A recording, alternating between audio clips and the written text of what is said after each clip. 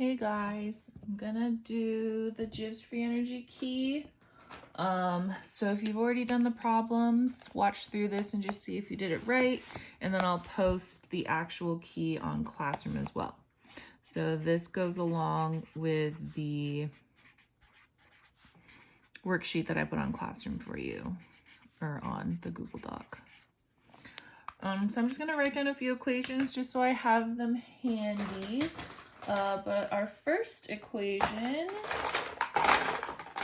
found my pen, is our Gibbs free energy equation. So that states that Gibbs free energy, which is denoted as delta G, is equal to our change in enthalpy subtract our temperature times by our change in entropy. So I kind of wanted to go a little further into like why are exergonic reactions negative delta G and why are endergonic reactions positive delta G. So just a quick summary from yesterday. If you have an exergonic reaction where the reactants have a higher energy level than the products, then that's showing their delta G. So this on my y-axis is free energy. And if you remember when you're calculating the change in something, see how we have all these deltas, you always take the final of that variable and subtract from that the initial. So if you look here, we're taking the final, which is at a lower value, and we're subtracting from that final free energy its initial, which was a greater value. So you're going to end up with a negative delta G, or a negative change in energy. And then we utilize these other variables because when we talked yesterday, entropy is a measure of unavailable energy. So if we're trying to figure out how much free energy is available in the system, we have to take the total energy stored in our system, subtract from that the energy that's not available for work, and then also account for temperature, because temperature is also causing molecules to move faster or slower. So we're kind of taking that into account as that's energy being used for the random movement of molecules. So we're taking our total energy and subtracting these other variables from that. And if you look at the opposite, the reason an endergonic reaction has a positive delta G is because the initial, the reactants, had a lower energy level than the products. So you always take your final, so it'd be this value, subtract from that your initial, be this value, and that would be a positive number because you're taking a smaller value away from a greater value. So this would yield a positive delta G, whereas this would yield a negative delta G because you are going to end up with a negative number. I just wanted to clarify that. Some of you were having questions. Reactions that are exergonic, so just think energy is exiting the system, they are spontaneous. And if you read the book, it made it really clear. Spontaneous doesn't mean rapid, so it's not going to occur faster than a non-spontaneous reaction, but we say that it's energetically favorable.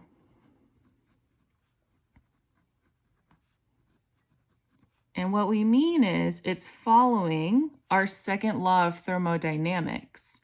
We're tending towards a state of increased entropy, so that will happen spontaneously, and we're going to have a net output of energy. So you're going from an unstable state as the reactants, you're going to end up in a more stable energetic state as the products. Whereas in an endergonic reaction where energy is entering the system, we say that these are non-spontaneous because they will not happen without a large input of energy. So these are energetically unfavorable.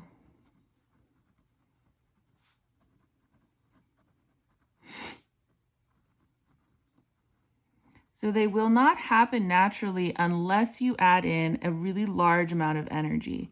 And if you remember the second law of thermodynamics when we were talking about transport and diffusion, it states that a system is tending to increase its entropy unless you add in energy. So over here on the left, we're increasing our entropy because we're taking something super organized, like a molecule of glucose, and we're going to catabolize it down to these really small molecules of carbon dioxide and water. So we took an orderly molecule, making it really disordered. We've increased entropy. That didn't take an input of energy. That's why it's spontaneous. But over here on the right, if I'm then now going to take these amino acids and I'm going to chain those amino acids up and make a protein or a polypeptide, I'm decreasing my disorder because I'm taking all of these pieces and I'm organizing them into this really organized large molecule. So my entropy is decreasing, which goes against our second law of thermodynamics. That's why we need to add in this much energy in order to run that reaction. So endergonics need an input of energy, exergonics have an output. Okay, let's do some math. If you look at number 1, and I think I said this in my video yesterday, mostly all of these problems are going to give you all the variables. I think the most math you'll have to do is converting your temperature, and then you're going to have to plug and chug. So for the first question, it tells you calculate the Gibbs free energy change. Oops, sorry, wobbles. So we're going to try to find delta G for number 1 for the following reaction. And they said that it's ATP converted to ADP in phosphate. The reaction occurs at 68 degrees Celsius, Fahrenheit. So we know temperature is 68 degrees Fahrenheit. It tells us the enthalpy, so our delta H is 19,070 calories. And then it says that your change in entropy is 90 calories per Kelvin. So they've given us almost all of our variables here. They've given us all our variables. We just need to convert our temperature. So if you remember, our temperature always needs to be in Kelvin so that we match here. So the most math you have to do here is just convert this to Kelvin. So first we're going to convert it to degrees Celsius. So to do that, sorry, my cat's being weird. The equations are written at the top of your handout. So you just plug in your degrees Fahrenheit that you have here, subtract from that 32, and then you're going to multiply that by 5/9. Wonderful. I don't have a calculator with me. And then you're going to take whatever value you get from this, and you're going to add 273 to that to get our degrees in Kelvin, and you should have gotten 293 degrees Kelvin. Okay, so that's our temp.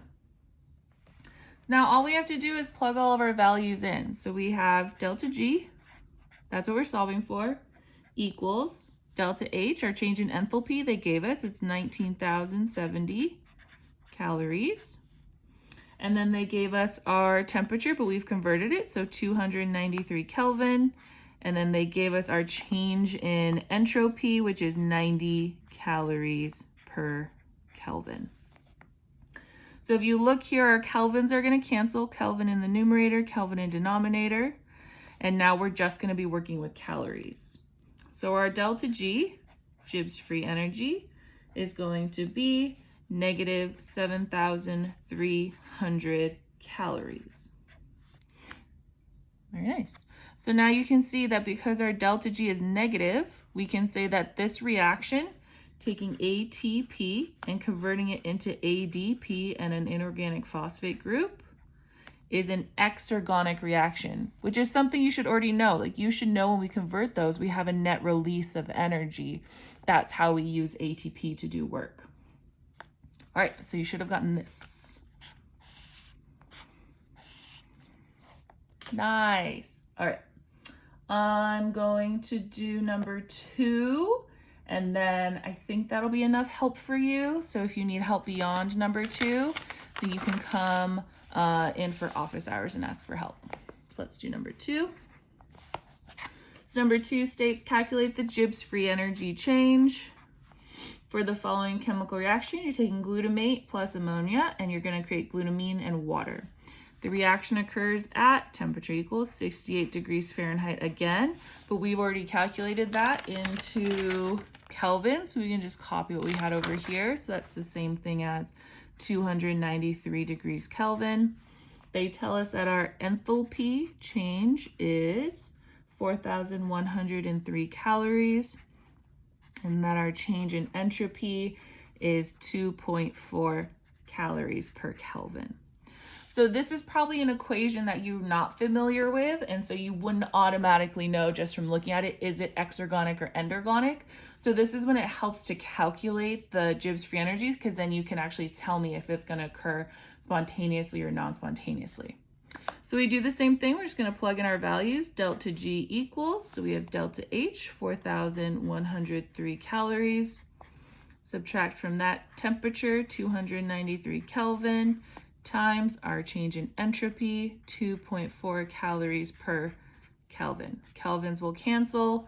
You would end up getting 3,399.8 calories. This is a positive delta G, so we can say that this reaction is a non-spontaneous endergonic reaction. So it requires this much energy to be put into the system to push this reaction forward. That reaction will not move forward unless this much energy is added, which it typically gets from exergonic reactions that are constantly releasing energy. So that'll help you answer the next two questions, because it's asking, would either of them occur spontaneously? You should be able to identify that. Are either of them endergonic? You should be able to identify that. Number 5 is just asking, how would these values change if you alter the temperature of your system? So you just have to recalculate them and just have a different temperature placed here. Make sure you convert it to Kelvin. And then number 6 is asking, does changing that temperature make this equation more or less likely to occur spontaneously? Keep in mind, a reaction is only spontaneous if it has a negative delta G. So if you did your work and you still find that your delta G is positive, you didn't make that reaction occur more or less spontaneous, it just is still spontaneous. But if you can alter your negative delta G, if it becomes more exergonic, it's like more negative, then that makes it occur faster. So it would just increase the rate of the reaction. So it's still going to be spontaneous. You don't change its spontaneity, but you can change its rate of reaction. So it would occur at a faster rate if it was more negative, more exergonic than less exergonic.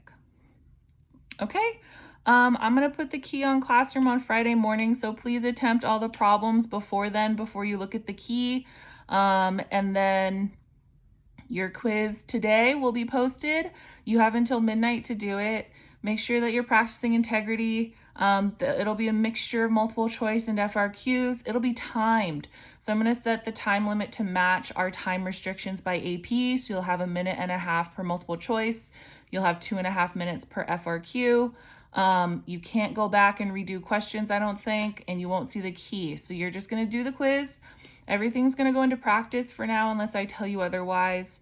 And then if I can figure out a way to do retakes in an equitable way, then I'll kind of push that out to you guys. All right, I'll talk to you later. Bye.